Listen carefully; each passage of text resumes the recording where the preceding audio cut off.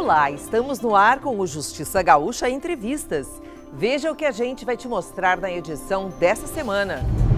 Desembargador presidente do Conselho de Comunicação fala sobre a importância da comunicação na pandemia.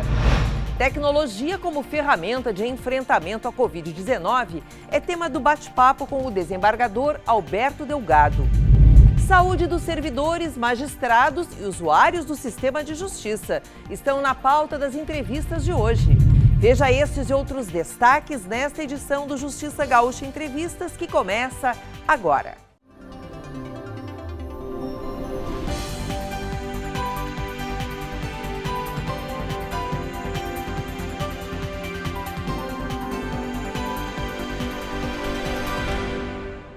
Estamos cada vez mais conectados mundialmente e o acesso às informações por meio da internet é relativamente simples, embora saibamos que as dimensões continentais e a desigualdade social no Brasil ainda dificultam esse acesso. Transparência, sem ela não se faz comunicação pública. Esta sim é capaz de contribuir para o enfrentamento da pandemia com envolvimento de todos, governos e sociedade, interagindo entre si de modo colaborativo.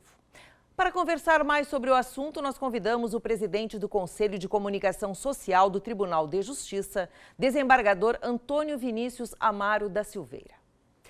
Olá, desembargador, seja bem-vindo.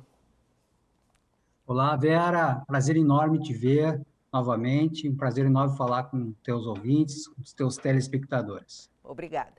Desembargador, com relação à transparência pública, como tem sido a divulgação dos impactos do coronavírus no judiciário?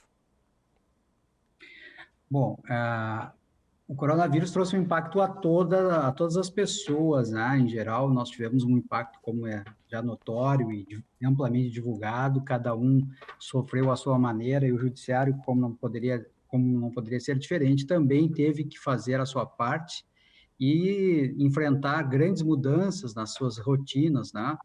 De modo a poder permitir que as coisas continuassem acontecendo, né? De uma forma bem dinâmica, dentro daquilo que é possível, num primeiro momento com maior dificuldade, e depois, com a ajuda e o avanço da tecnologia, as coisas começaram a ter uma sequência melhor, né? E as pessoas começaram a se adaptar a essa nova forma de trabalhar, de fazer justiça, de que a máquina não podia parar, então nós tínhamos que fazer a coisa acontecer. O senhor diria que qual foi o maior desafio no Tribunal de Justiça imposto pela Covid-19? Nós tínhamos como meta fazer com que a jurisdição não tivesse interrupção. Nós tivemos que adotar muitas alterações na forma de conduzir a justiça, né? Os diversos órgãos do Poder Judiciário, os diversos setores, quer na parte jurisdicional, quer na parte administrativa, e grandes avanços foram obtidos nesse período, né? O processo eletrônico foi amplamente implementado, né, de uma forma muito mais dinâmica do que antes, e vários expedientes foram adotados, e eu destacaria, assim, de antemão, a questão das sessões virtuais e das audiências virtuais, foi o que permitiu que nós continuássemos trabalhando e dando à população, à sociedade, a devida atenção através da prestação jurisdicional. E eu diria também, Vera, que uma grande alteração, mas não uma alteração propriamente dita, mas uma adaptação daquilo que havia sido projetado no plano de gestão do desembargador Voltaire de Lima Moraes, nosso presidente, que é a tentativa de manter a comunicação, que é a minha área, né, em plena atividade, né, adotando aquele sistema de transparência e lealdade com a sociedade através dos órgãos de imprensa, distribuindo uma informação real, fidedigna e sempre muito próxima, nos mantendo muito próximo da sociedade, a fim de facilitar até a compreensão das pessoas de como é que nós estaríamos trabalhando. O que nós podemos esperar do Conselho de Comunicação no pós-pandemia? E que venha logo esse pós-pandemia, não é? A gente espera que venha logo, né? Olha, Vera, o Conselho de Comunicação Social, este ano, implementou muitas mudanças, né, na sua forma de ser, na dinâmica de seu trabalho, adotando principalmente a comunicação digital como referência, né? As pessoas queriam mais informações e as informações foram muito bem levadas a elas através da comunicação digital, porque ela é instantânea, né? A comunicação instantânea e facilita muito aquele que a recebe. E nós estamos nos especializando nisso. Nós aprimoramos a equipe e implementamos a comunicação digital através das redes, criamos um núcleo específico de trabalho para isso, e isso veio também para ficar, né? Isso vai, eu tenho a total certeza de que isso vai cada vez ser mais real, né? E o que eu espero é que isso, sim, se concretize de uma forma muito mais permanente, né? Que não haja mais possibilidade de mudança nisso, isso é permanente. Foi um ano de muitos desafios e muitos impactos. Seria possível o senhor nos revelar qual a maior conquista durante esse ano de 2020 para o Conselho de Comunicação Social? Eu destacaria justamente o núcleo de comunicação digital, tá? Que isso foi uma conquista. E uma mudança de cultura não propriamente deixando de fazer o que se fazia, mas fazer o que se fazia antes, mas agora com uma outra forma de fazer. E a comunicação digital é que viabilizou que isso acontecesse. Nós fazermos notícia ao invés de sermos notícia. Isso também foi uma conquista muito grande. Então, para encerrar, qual o seu desejo para 2021? Seria a vacina? A vacina é o desejo de todos, né? Sem dúvida. Acho que pudermos voltar a trabalhar com os nossos colegas, com os nossos amigos, poder ver as pessoas de perto, né? Ter um contato físico mais intenso. Esse ano foi muito ruim, nós ficamos muito distantes da família, dos amigos, dos colegas. Foi um sacrifício muito grande. E para a comunicação, especificamente para a comunicação, eu gostaria que que houvesse, de fato, agora, com a aprovação da lei, do projeto de lei do plano de carreira, houvesse a oficialização da DICOM, que é a Diretoria de Comunicação do Tribunal de Justiça. E eu acho que vai acontecer. Então, esse é o grande sonho também. Tá certo. Olha, muito obrigada. Foi um prazer conversar com o senhor aqui no Justiça Gaúcha, trazendo esses importantes esclarecimentos, desembargador Vinícius. Estou sempre à disposição. Quando precisarem, é só chamar. A pandemia ocasionada pelo coronavírus criou um clima de tensão e incerteza em todos os estados do território nacional. Além das medidas de isolamento social impostas pelo governo do estado, o uso da tecnologia se tornou essencial neste período de crise.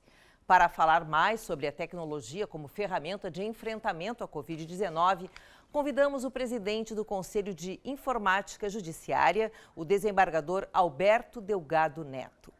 Seja bem-vindo, desembargador Alberto. Oi, Vera, tudo bem? Estamos à disposição. Muito obrigado pelo convite. Pois não.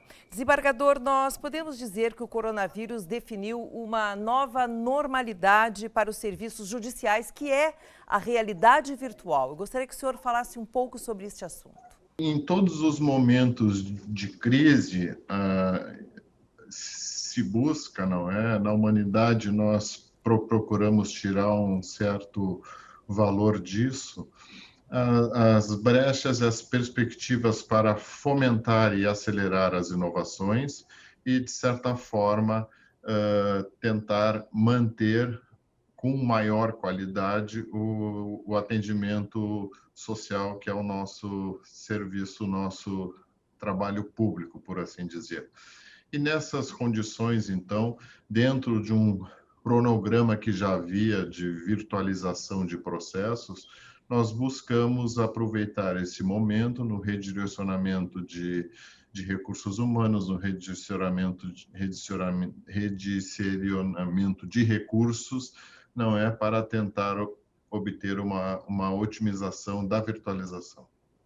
Bem, desde o início da pandemia, o Judiciário Gaúcho apresentou expressivos números de produtividade em todos os indicadores que foram monitorados pelo CNJ. Como é que foi possível alcançar tamanha produção? Através não só da gestão de pessoas, através do incentivo à busca da inovação no trabalho remoto, mas também demonstrando desde um primeiro momento o respeito ao bem jurídico maior, por assim dizer, que é a vida e por segundo, a saúde das pessoas, Desde o início, a administração mostrou essa preocupação e, com isso, nós conseguimos obter, graças a um grande esforço dos nossos servidores, com dificuldades técnicas, com dificuldades de material, graças ao grande esforço dos nossos magistrados, também com as mesmas dificuldades, nós conseguimos buscar e, graças a Deus, atingir um resultado muito exitoso no que diz respeito ao retorno da produção jurisdicional e do atendimento, não é na solução dos conflitos, com relação ao trabalho remoto. Agora, quais condições levaram que o Tribunal de Justiça do Rio Grande do Sul, desde o início da pandemia, já tivesse condições de trabalhar de forma remota? Porque não houve um preparo para isso, né? Essa pandemia pegou a todos de surpresa. Nós já estávamos em fase de implantação disso na área civil. Nós já estávamos em processo de aquisição de equipamentos, softwares e, inclusive, treinamento de pessoas com essa finalidade. O que aconteceu em função da pandemia foi a necessidade de agregar tanto a questão da videoconferência, tanto a questão das conversas sem aproximação, e quanto principalmente acelerar aqueles processos físicos que ainda estavam no modo físico e ficaram parados por muito tempo pela pandemia, acelerar a chamada digitalização, que é a inserção desses processos físicos no sistema virtual. E com isso, claro, uma série de medidas paralelas de coordenação de todos os atores envolvidos nisso, para que nós tenhamos até o final do ano que vem praticamente todos os processos virtualizados.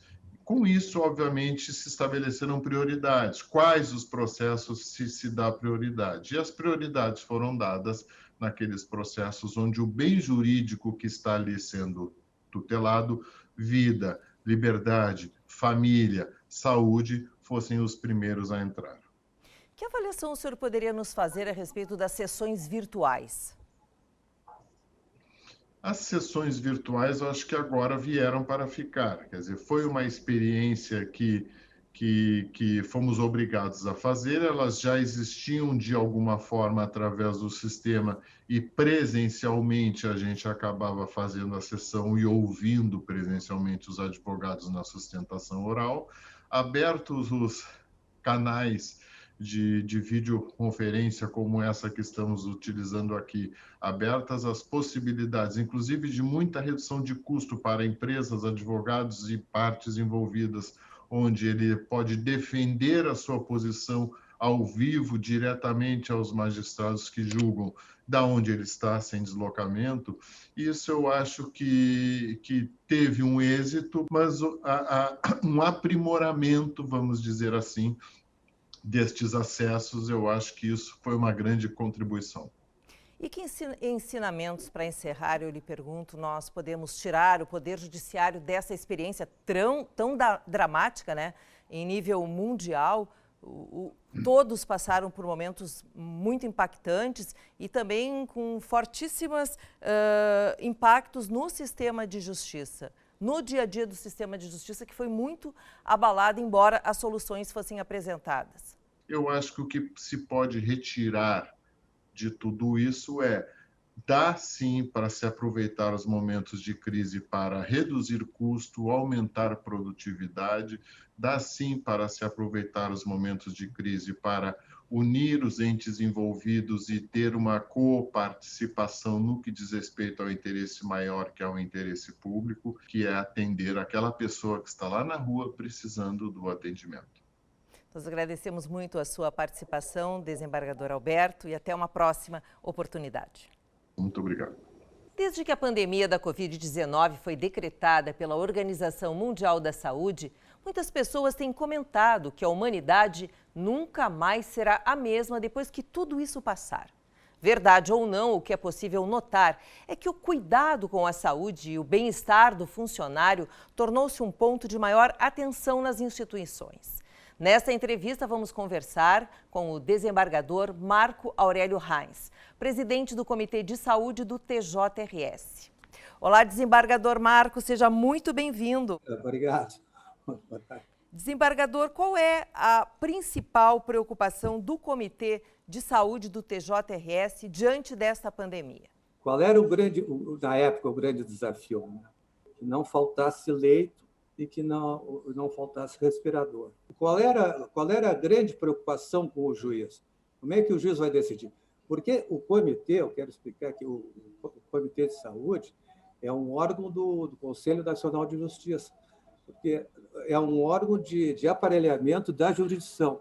Nós não tratamos bem o doente, nós tratamos a demanda do doente. Como é que o juiz ia enfrentar uma questão, a escolha de Sofia, vamos dizer assim, quando tem um respirador e 2 pretendentes, quando tinha um leito de UTI e dois pretendentes. Essa situação não chegou a ser, vamos dizer assim, encarada, porque o comitê ele examina sobre esse ângulo.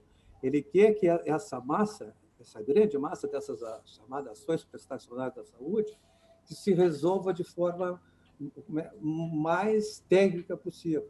A vacina está chegando, né? Eu lhe pergunto, o senhor gostaria de deixar alguma mensagem para servidores, magistrados e para a população gaúcha como um todo? Nós vamos ter novos períodos também pela frente. Nós temos que continuar com o nosso sistema, o sistema que funcionou, o sistema gaúcho bom. Então, a gente tem que continuar, tem que fazer o que já vínhamos fazendo, e bem feito. Aguardar sem politizar e usar a técnica como deve ser acreditada a ciência. Nós agradecemos muito seus esclarecimentos e participação, desembargador Marco Aurélio Reis. Fico à disposição. Muito obrigado. Hein?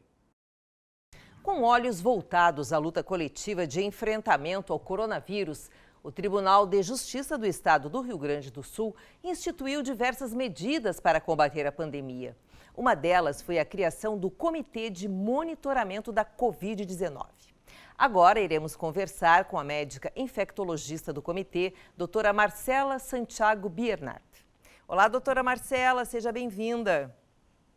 Olá, obrigada. Tudo bem? Tudo bem, obrigada. Doutora, como é que tem sido a atuação do Comitê de Monitoramento do Coronavírus desde que foi instalado?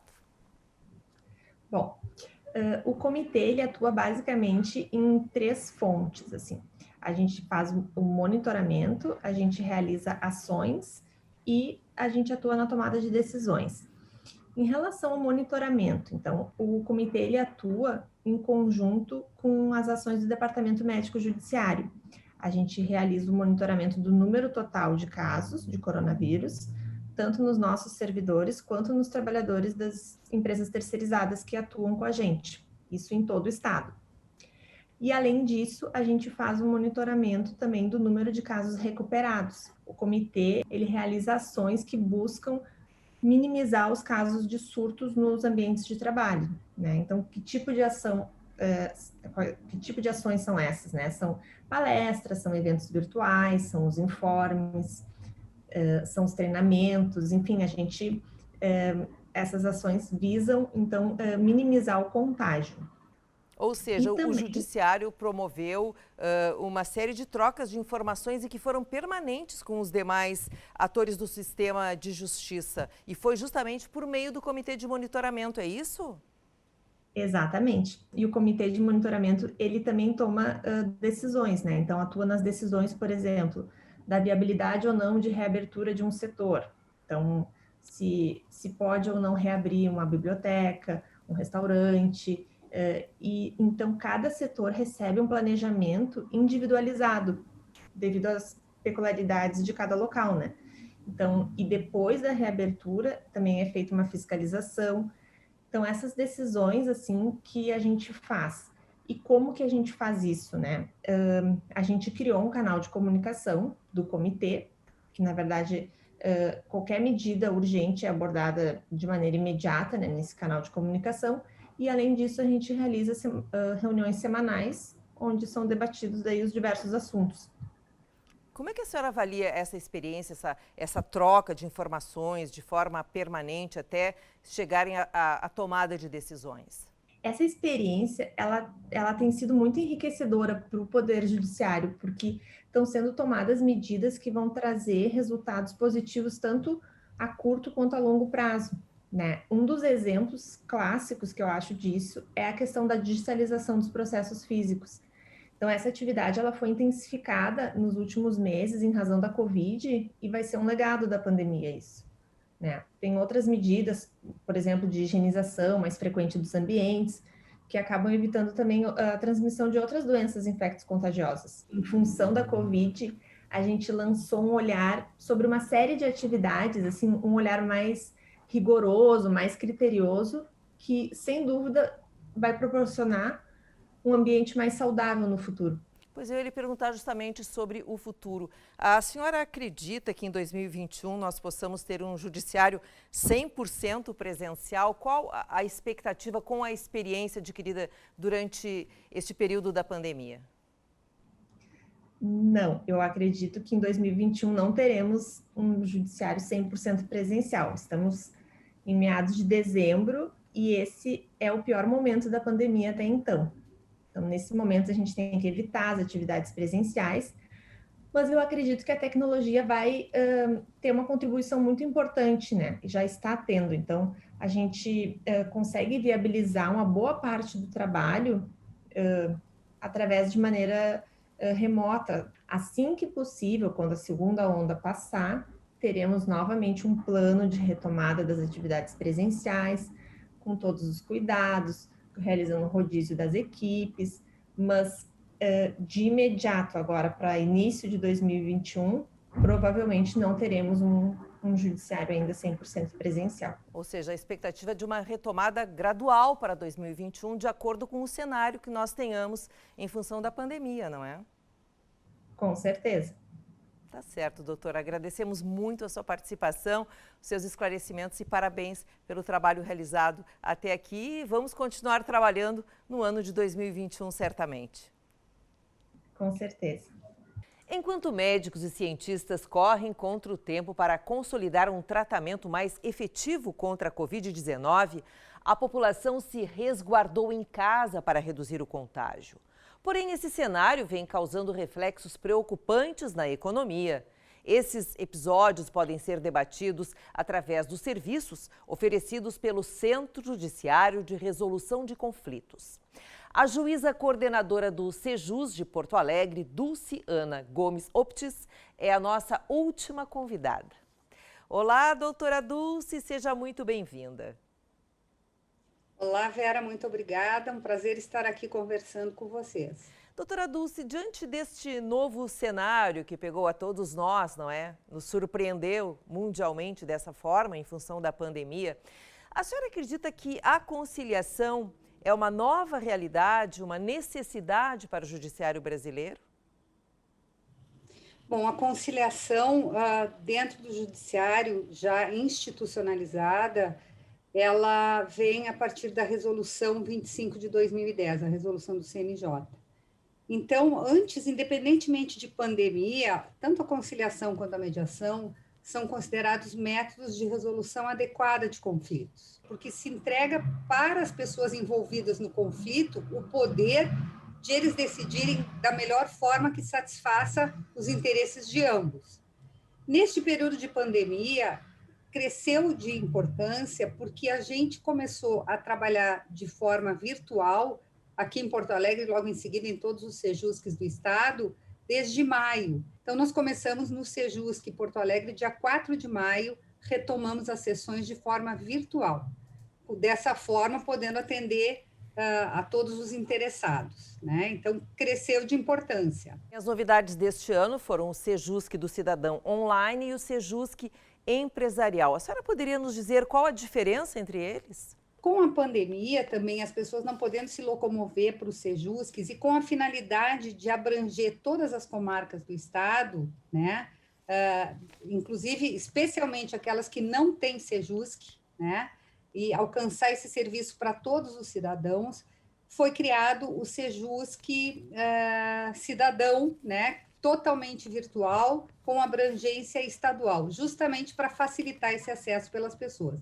O Sejusque Cidadão, ele faz conciliações cíveis, as conciliações do superendividamento, as mediações de família, mediações cíveis, atende todos os casos, né? E o Sejusc Empresarial foi criado para atender as empresas, os juízes das varas empresariais, verificando que estava aumentando o número de pedidos de recuperação judicial, e a gente tomando conhecimento de vários, principalmente micro e pequenas empresas, que são 95% das empresas do país, né, mais de 95%, que eles não teriam um fluxo de caixa para poder se manter até a retomada das atividades ou uma readequação. Então, a gente teve essa preocupação de abrir esse canal também, que antes era só para pessoas físicas, para pessoas jurídicas. Agora, uma pergunta que eu tenho certeza que vai chamar bastante a atenção dos nossos telespectadores. Uma pessoa que tem uma demanda no judiciário ou alguém que tenha um conflito ainda não judicializado pode vir a resolvê-los de forma consensual? Como se faz? Como se encaminha isso?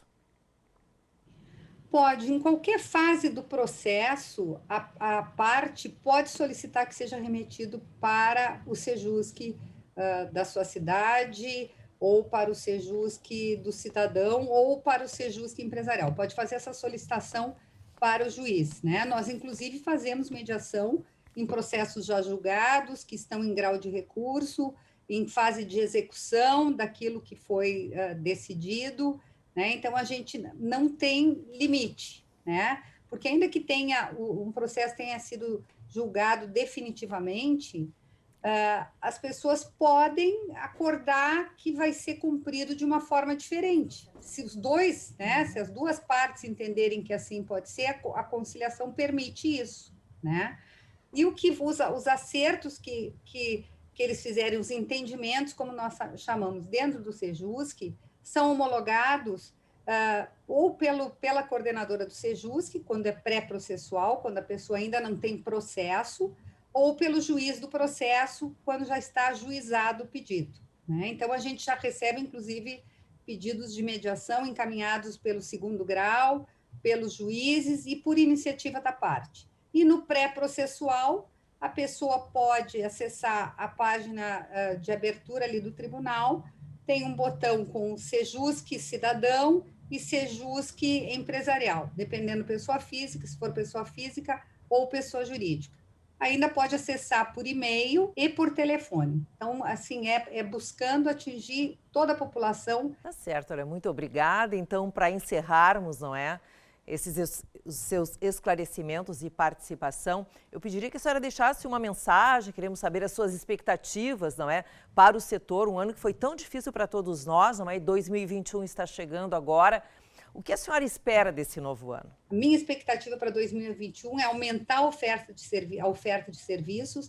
Nós estamos já criando, né, o Sejusc Saúde para atender essas demandas relacionadas à prestação de serviços de saúde, né? Nós já temos um grupo também de conflitos fundiários. Então, assim, o que eu espero? Que a gente consiga aprimorar e que a gente consiga mostrar para a população que a mediação e a conciliação é ainda o melhor meio de resolver o conflito. E eu conto também que esse problema se resolva, né?